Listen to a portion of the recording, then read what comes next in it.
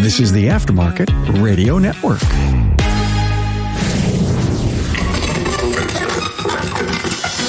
Hey, thanks for tuning in to Remarkable Results Radio. I'm your host, Carm Capriato, the pioneer of Automotive Aftermarket Podcast. You know, I set out 6 years ago to bring the independent aftermarket information that would help you make a difference in your business and your life. With over 1,000 archived episodes and the support of hundreds of your colleagues' voices, together we are advancing the aftermarket. Hey, did you know donating 10 hours a week of your time can make a difference in a student's life? In this episode, Sue Dickson explains a simple internship program coined Give Me 10. 10 hours a week divided into 5 days. You get it now, right? We can all spare that time, especially when it can blossom into a new technician in our industry.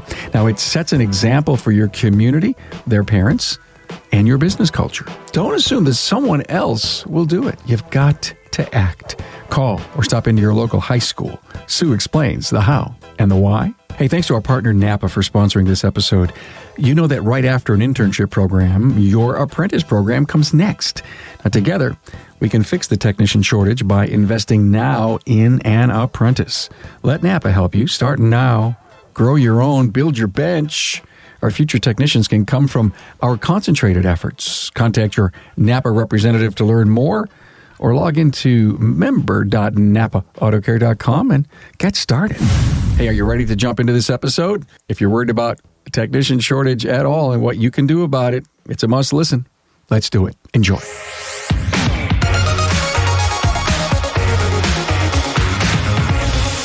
Honored to have Sue Dickson from Kloss Tire and Auto, Waukegan, Illinois. Hey, Sue. Good morning. Excited to be here. Oh, thank you so much. You have some incredible stuff to tell us. Of course, every time we do a show, there's always some kind of deep-seated angle in Carm, whatever Carm wants to have the industry discover. And this one's about internships and apprenticing and working with education.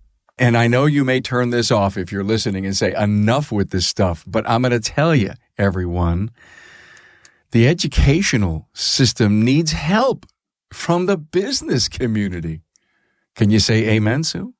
Amen. Yes. Yes. How about we should feel an obligation to help? Now, we need the connection to young people who have yet to understand or know a career path. There are so many out there that do not know a direction. And finally, and this is why I'm saying this all up front, so you stick in here and you reaffirm your commitment to education. If we don't get involved, we're going to shut ourselves out by inaction. Exactly. And everybody, Sue, is looking to do this. Plumbers and carpenters and diesel and welding. One day they're going to wake up, and we're all waking up saying, how do we get to the high schoolers? We got to pitch in. It's time for us to pitch in. Us business owners. Yeah. Sue came up with, she wrote her own intern program. I mean, you got to listen, she's an amazing woman. And I discovered Sue from a great friend, Jackie Hauer. And Sue and Jackie are going to Leadership 2.0 this year. Congrats to you. So exciting. So much information at Leadership 2.0. I cannot say enough about it. Well, do you know I'm a graduate of its predecessor that was called 2010? Ooh. Yes. Following in your footsteps. Yes, you are. And I so earned my designation AAP because of all that great training. Hey, my son is a counselor, just moved to a new school district, and he says, hey, Dad, we want to work with some local businesses, particularly shops, because I know how passionate you are about this high-tech industry that we're in. And so I made a few phone calls. I'm not sure if it was just a couple of weeks ago, if people got connected, but he works with a program called Big Picture. And I'm not sure if it's national or statewide or local, but, you know, when I mentioned it to a shop owner friend of mine, he goes, yeah, we're working with another district on a big picture program. I went to my son and he says, yeah, Dad, we're involved in that too. And so the schools have that groundswell going on too. And can you imagine if these both groundswells get together? We may just have a tornado. There you go. It's called work-based learning. Work-based learning. That's what we need to point our students towards. So I know you're passionate about having interns. Let's talk about that. And maybe ultimately they end up becoming apprentices. But if we don't get them to shadow us, they're never going to, say, hey, this is really cool. And some say, hey, this isn't for me. But you've got to play the odds. Exactly. I reached out to my local tech campus, and I'm on their advisory board. And we realized that there was no real relationship for any kind of work-based learning with the schools. And we're talking about the high schools now. We're not into the college yet. So there are a lot of kids that are, juniors and seniors that don't know their career path and they can't afford to go to college. So where do you turn at that particular point? Let's talk about the trades, right? Yeah. When we look at it and we look at the trades, we look at automotive, we look at plumbers, we look at carpenters, all of us are suffering through tech shortages. So how do we fix that? I came up with an idea, this is about 4 years ago, to partner with the local tech campus to do a work-based learning and ask my independent shop owners to take an intern in. I found it quite interesting that we had a group of 10 shops that were willing to take the dive. So it started out with the program is called Give Me 10. So what I'm asking a shop owner to do is give me 10 hours in the slowest time of the year, which is typically in our industry is February. The student goes to tech campus. He's only in class for 2 hours a day. And so what I'm asking that student is to come into a shop for his 2 hours. Okay. Instead of going to class, he's coming into our shop. The first 2 hours, we're doing 2 hours worth of job shadowing. So they're just following us around the shop. We're showing them what we do, what our typical day is, some of the different machines we use, which they are already familiar with because they've been in tech, right? So they know. While they are at our shop, so we start out with the work-based learning. It starts out with the job shadowing. So the typical student will come in for 2 hours to follow us around the shop, see what our daily activity is, get a work order. We're looking at our equipment, how we operate, what our specialties are. And then after the 2 hours of work-based job shadowing, the student will come in the next time to actually work. So he or she will come in for a total of 5 days, 2 hours a day. The first 2 hours is job shadowing. The next 4 days or 8 hours is actual working with a tech. Okay, what kind of jobs are you giving them? We are giving them anything from, just a basic inspection to balancing a tire, mounting a tire, oil changes, some brake work, some front-end suspension work. They are doing a lot of hands-on with a certified technician.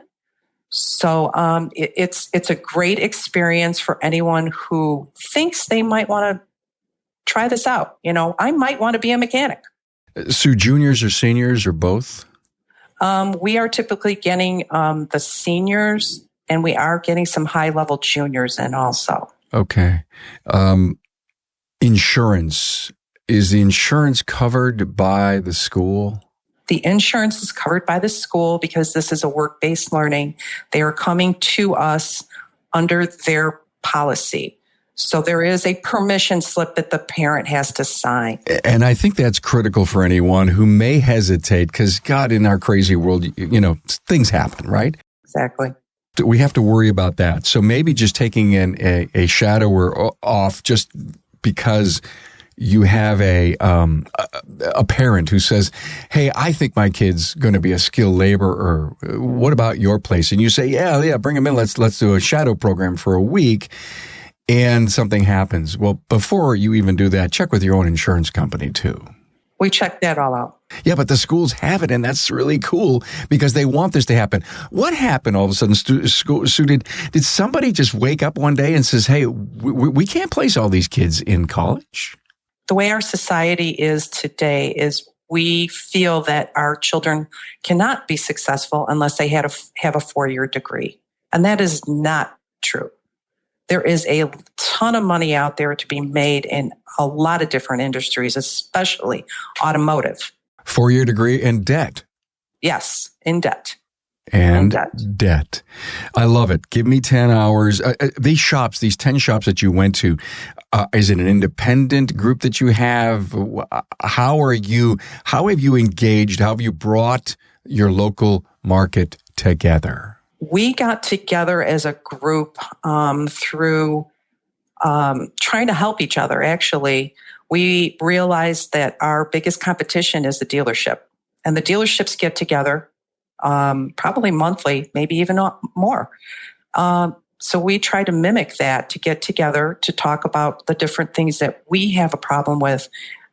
Daily operations, hiring techs, uniforms, insurance, courtesy cars, you name it, we've gone over it. And then we visit each other's shops and we try to critique each other to make us better shop owners. We have that here in Buffalo, New York. I'm actually a member of it, and so much good is going on with it. And they're building a brand logo. 2 of us that are on the panel are involved in the community college advisory panel. So yeah, I mean, thank you. I'm encouraging everyone who's listening to this, if you don't have a localized group that could actually benefit from community, if you will, by all getting together and looking to do this stuff. And there's so many other things to do. I mean, your whole thing about the local car shows, Sue, give us an idea of what you can actually do with a local independent group. So we decided we had a car show that was, in our community forever. And the gentleman who ran the car show really wanted to bring the tech campus to life and kind of to showcase the tech campus. So I went to my independent group and I said, hey, how can we do this? I mean, what can we do different? And I came up with the idea of getting a car donated to the actual tech campus. So a salvage yard donated a Chevy Equinox. We had Tech 1 kids do steering and suspension. We had the Tech 2 kids rebuild the motor. We had collision paint it. And right now it's going to be showcased at our advisory meeting. And then the car is going to travel to the different locations that have taken on interns for a week. We're going to sell raffle tickets for the actual car. So for $10, you can win a chance to win this car. And at the end, the car will end up back at the tech campus. We'll, pull the winner. That's going to be mid-December. And the proceeds are going to go to a non-for-profit. And it's also going to help our internship program, which feeds these independent shops. And it was of no cost to us except for donating our time. And I think it's so important for everybody to think about, I'm not asking you for money. I'm asking you for 10 hours of your time, okay? And then maybe just donating some more of your time and efforts to your local community. In the beginning, it takes some time, get to know each other, realize that you have a common purpose and, some values together and what you could make of it. How long did it take to get to this point, Sue? I'm going to say it took a good 3 years. 3, yeah. And that's what we're finding out with our local group. Last Thursday, there was a review profit and loss statements. We've been visiting shops. COVID locked us down. We were doing Zooms, and we're going back to a live breakfast in a couple of weeks. But we had a private P&L review. And that was very interesting at a shop. So we got a chance to visit a shop and do a P&L review. And it's amazing to see the great advice that people are willing to provide. It's non-expert advice, but it's real world hard knocks advice. Some of that's the best. Right, right. I've gone to a few shops and we've sat down and talked about what makes you better at certain things and what makes me better at certain things. So we share and we understand that we're not each other's competition. We really are not. Frankly, I think that's the biggest thing to overcome. Yes. Everybody thinks they have secrets and, we're here stealing each other's secrets. We are stronger in number if we share together. Hey, Carm here, and coming up, Sue explains the importance of grant opportunities. Now make sure you're taking advantage.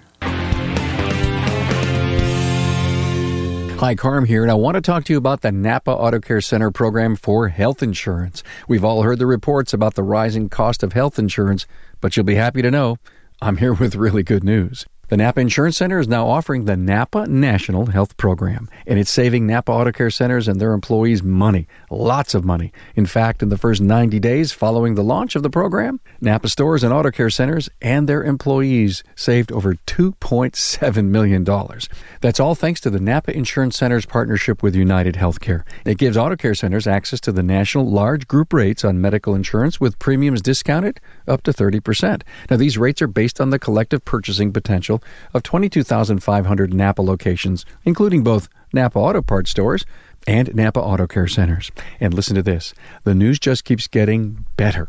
You can choose from 4 excellent United Healthcare medical plans with varying levels of coverage and deductibles to meet a range of needs. All plans are PPOs, preferred provider organizations, with comprehensive coverage. Because of the Napa Insurance Center's partnership with Aflac, you can have access to supplemental insurance benefits, including disability, accident, hospital, and more, all at a Napa-only discount, up to 35%.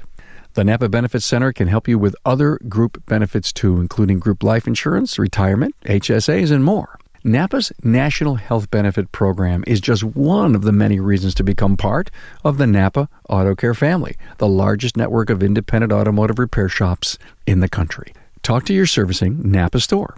For more detailed information about the Napa National Health Program, visit the Napa Benefits Center at www.napabenefitscenter.com or call the Napa Benefits Center at 844-627-2123.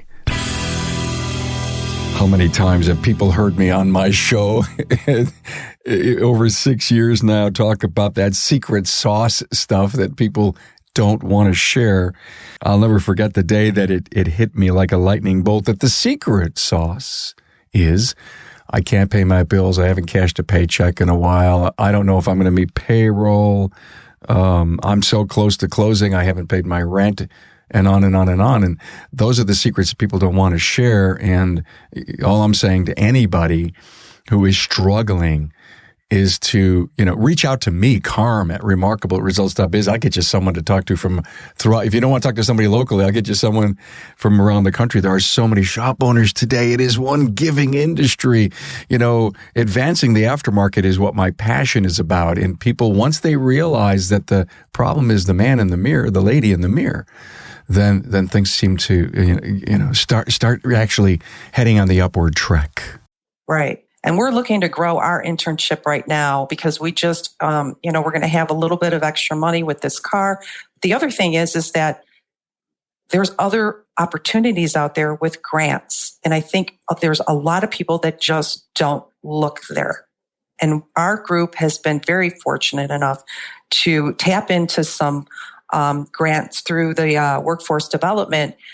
Over the past 4 years, our group has probably gotten almost $200,000 in grant money. And there's tons of money for a full-blown, full-fledged apprentice program that can come from your state because the federal government gives it to them. And all you have to do is you have to have a legit program and apply. But so much of the wages are covered. And so, oh my God, yes, it's a little bit of work, but you know what? What work do you know that you work hard at? It doesn't prove a benefit at the end. So internships, have any of them turned into full blossomed apprentices? Yes. I had a student that had come to me as a junior. He went through the internship program with me. I got him a paid internship grant through workforce development. That for this student was a paycheck of $12 an hour, $1,000 or 1,000 hours. I kicked in a tool grant with that. The student was with me for approximately 3.5 years, and he moved on to a dealership now. I mean, there's a lot of good that comes out of this. I'm kind of proud of the fact that I've taken in many interns. Our program has turned out over 50 students, where we've serviced over 50 students in the past 4 years. Many of these kids now are working in the industry. Some of them are working at a parts store because they figured out they weren't mechanics, they weren't techs, but they love the industry so much, we pointed them in a different direction. Boy, do we need people in the parts industry. Listen, I'm so hearing what you're saying, and I don't want my audience to say, well, I'm not like Sue. Sue, what kind of person does it take to find a grant to get involved in education? Are you super extra special, or do you just have the passion for advancing the aftermarket?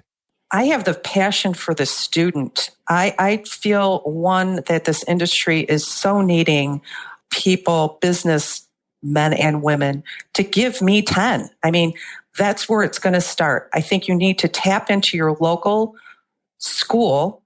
Give your automotive class instructor a call. This is where it starts. It's very simple. And then it grows from that point. So give me 10, and then get a hold of your local workforce development group. There's one in every community. They are wonderful people. They're there to help you. They're there to help the student. So it kind of connects the bond between the student and the business owner and the school. So it's an ecosystem. We're all working together because why? Because I can't sell a part if I don't have a technician, right? And, the kid needs to put food on the table. The instructor is there trying to, give them the necessary education for a profession. I mean, it's hand in hand. You said something huge about 3 minutes ago that if I don't say something about it, my audience is going to say, Carm, you weren't listening good. No, but I was. And what Sue said was she lost an apprentice after been there for 3.5 years to a dealership. And so many people say, what if I train them and they leave? The other side of that story is, what if you don't train them and they stay? But the fact of the matter is, you invested your time. I know for sure you invested money, and they left to go to a dealership. For whatever reason, you didn't have a spot after so long, that they were romanced by a signing bonus or a friend of theirs. But the fact of the matter is, they'll never forget, Sue, where that, if you will, basic training, that boot camp came from. And maybe someday down the road, that individual will spread the word about the kind of company you are, the opportunity that they had, and who knows, maybe someday they could come back. That's what I'm hoping. I am hoping he is going to come back. But you know what? People have to spread their wings. I mean, these young people now, they want to try different things out. And I'm not going to deny somebody to grow. We all have to experience the different things before we actually know what's going to work for us, right? Where did you develop this huge commitment that you have? I went to that tech campus, and I felt really bad because there was nobody sitting with the automotive instructors. They had no support. And I said to myself, you know what? I think I can provide that support because I had my networking group behind me. And with that, I sat down and I said to Jack Wilson, I'm going to write an internship program. So I sat down and, we got it all together. I presented it. It seemed to be very simple. I tried to simplify everything because I think in our world, that's what we need. We don't need to complicate our lives. I tried to simplify the mere fact that not all of us can take an intern in. So let's do it at the slowest time of the year so we aren't stressing ourselves. Let's, kind of work with this kid. And then hopefully when we do get busy, we have somebody in the background that can help us out. And that's exactly what happened to me. we worked with him to the point where when we did get busy, he was there to work. Thank you so much for all of this. The family business, Klaus, tell me about your dad, who we've lost, but you told me a great story about him being a Uniroyal service trainer. And then what happened? Uniroyal closed their stores in the late 70s, sold off all their retail stores. And so he had no job. So he decided to, open up a store, buy a store. So he bought the Uniroyal retail store in Waukegan, and that's all she wrote. Wow. He was a service trainer. A service trainer. Cool. And you joined the business when?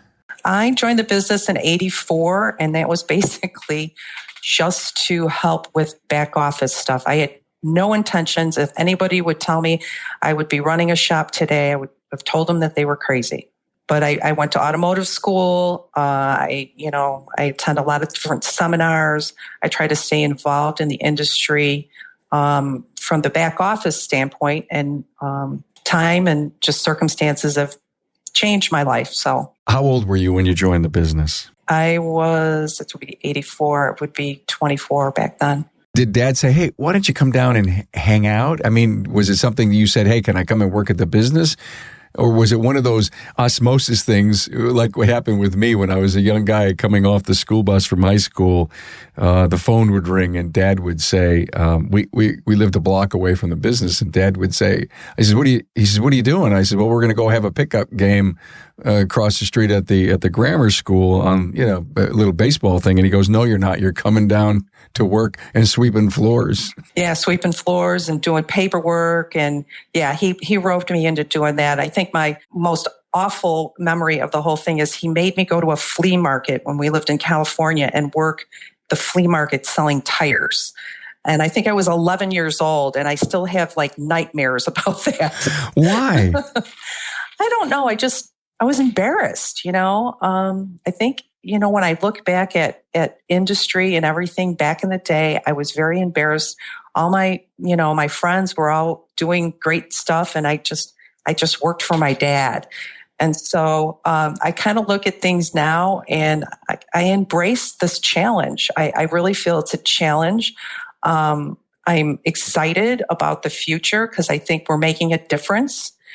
I'm hoping to, just give a little bit of advice to everybody out there that if you just do a little bit, you can make a big difference. Wow, how powerful. That is so important. Let's talk about Leadership 2.0. I've been hearing from a lot of people of recent, and especially the service sector. What's so exciting about Leadership 2.0, and I don't remember what year it was, that they started to open it up to, I think, the critically most important segment of our industry, and that would be the service professional, the service side of the business. And you and Jackie are involved in that class. Did you find out about it on your own? Were you sponsored by anyone? How did you find out about going? I found out about going through Bob Joint, who works for Auto Value or Bumper to Bumper, and he just felt I was a good fit for the program. And I had no idea of what I was going into. So he nominated me for the scholarship, which I was very honored, and received the scholarship. So I went into this blind, and I am telling you, it has been one of the most exciting experiences. I've learned so much. I have so much respect for all the different sectors of our industry. I feel very passionate. We are working on an internship program with our group, and we're hoping to get, the associations, the WDs, and other parts of the industry to really identify that the internship program feeds the entire branch of the automotive industry. It starts with the installer, right? It starts with the technician, right? If we don't have those people to diagnose these cars, we're not selling anything. So it's kind of an effect that just comes all the way down. What's so interesting, you said the word installer. Yeah. And it's Brian taboo. I know. It's taboo. It's totally taboo on my podcast. So if I'm not calling you out, but here's the thing. You said it because the industry above us, the WD, the jobber, the supplier, they say the word installer. I remember having 3 manufacturers on doing a supply chain. And in the green room before the show, I said, if you say the word installer, I'm gonna come through the camera and I'm gonna hit you upside the head, only because you don't care to be called an installer because you don't lay carpet and put up drywall. It's a different kind of profession. I mean, if we don't elevate our own profession by getting the word mechanic and installer out of the way, we're not going to be able to change the distribution channel above us in the language that they use. Exactly. And it was funny because when I was at Leadership 2.0, we were talking about the different entities that are kind of coming into our industry. eBay and actually reached out to me asking me if I wanted to be an installer for them. Not a technician. They were looking for people to install their parts that they sell, okay? So I would just be feeding everything back to them. And I'm like, no, I'm not part of that installer. Yeah, that's the proper word when someone has a part and they want it installed. It's installed. Hey, did you have a chance to listen to my friend Dr. John Pasante during your first seminar? Oh, yes. He's awesome. Yeah, love Dr. John. Yeah, unbelievable. I've known him for so long. I really have known Dr. John. He's been on the podcast probably 5 times. I love his angle on life because Dr. John's basic great experience is in human resources and leadership, and now he coaches and advises people in leadership. And Dr. John was at mine so many years ago. I've seen him speak at seminars, so it's cool. I'm so grateful that John continues to speak at Leadership 2.0. And between the first seminar and the second class, there's a week-long class, then there's a break, then there's another week-long class, and every team or group has a project. And you said your project is what? Internships. Cool. And they basically looked at you, Sue, and said, can you lead this? Right. And so right now we're really tweaking my Give Me 10, and we're trying to figure out how all the different parts of the industry can contribute to this simplified blueprint of an internship program. Well, I love it. And I hope that this was an inspiration for others to get involved so many different ways, with schools, with an independent group, of course, the high-level training that you're taking. I think people should look into the Leadership 2.0. It's from the University of the Aftermarket. Great people that lead that. Wonderful people have graduated from that class, if you will, in search for their automotive aftermarket professional designation, AAP, which is what I have. And then there's a master's to that. And I'm not here to sell Leadership 2.0, but as I'm hearing from you, and you are continuing to confirm to me, it is one awesome and worthy. In fact, my great friend Frank Lloyds went through it, I think, maybe 1 or 2 years ago, and Frank loved it, and you develop lifelong relationships. I actually had coffee with, locally in town from one of the guys who was on my team maybe 20 years ago. And, lifelong friends. Any final words, Sue, to, put a bow on this for us? I would just like to reach out to everybody and really look at your business and understand that when you bring an intern in, it brings a different light to your business. The customers love it. Okay. First of all, the parents come in and, they become your customer. If the intern doesn't work out for one reason or another, they in turn become your customer. You develop a relationship. So I think it's a win-win situation for any business owner to donate 10 hours of their day, or 10 hours in total any time of the year, to any student at a local high school. I agree with you on that point. I don't think it needs to be in February when we're slow. I don't know what the word slow means today, right? You got, I'll never be slow enough. We're so busy. We're booked out a week and a half, and those are all great problems to have. But I love your point. Show the community, show your people, show the team inside, show the customer base. I mean, talk about this. I mean, just don't hide the intern in the back. Maybe through Facebook, maybe through a newsletter, some way that you communicate with people. Take a picture of the intern.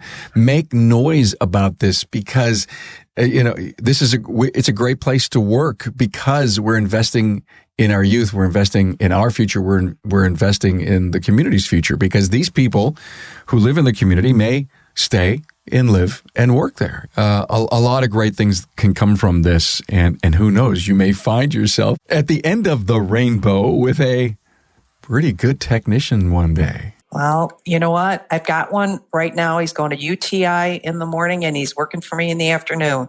So, it's just another chapter in Clost Tire and Auto's life. Well, thank you so much, Sue. I'm so glad. Thank you, Jackie Hauer, for connecting Sue up and from Clost Tire and Auto in Waukegan, Illinois. Thank you so much for being on the show. Thank you, Carm. Thanks for being on board to listen and learn from the premier automotive aftermarket podcast. Until next time.